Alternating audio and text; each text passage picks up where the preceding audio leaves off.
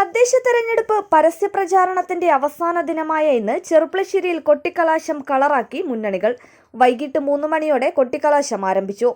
LDFും UDFും ആദ്യമേ എത്തി സ്ഥാനമുറപ്പിച്ചു. പിന്നാലെ വാദ്യമേളത്തിന്റെ അകമ്പടിയോടെ BJPയും വെൽഫെയർ പാർട്ടിയും എത്തി.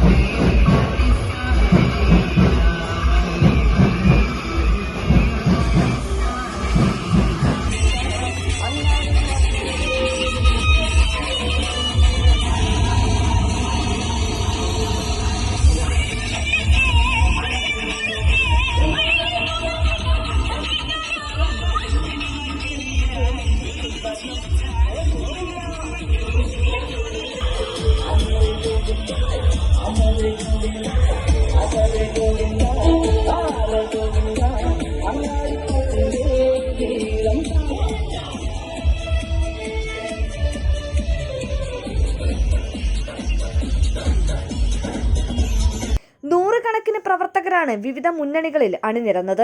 സ്വർണ്ണപ്പാളി വിവാദത്തിനെതിരെയുള്ള പോസ്റ്ററുകൾ UDF ഉയർത്തിയതോടെ രാഹുൽ മാങ്കൂട്ടത്തിന്റെ വിവാദ ഫ്ലെക്സുകൾ LDFും ഉയർത്തി. ഇത് പ്രവർത്തകർക്കിടയിൽ ചെറിയ വാക്കേറ്റത്തിന് കാരണമായെങ്കിലും പോലീസിന്റെ കൃത്യമായ ഇടപെടൽ മൂലം സംഘർഷാവസ്ഥ ഒഴിവാക്കി.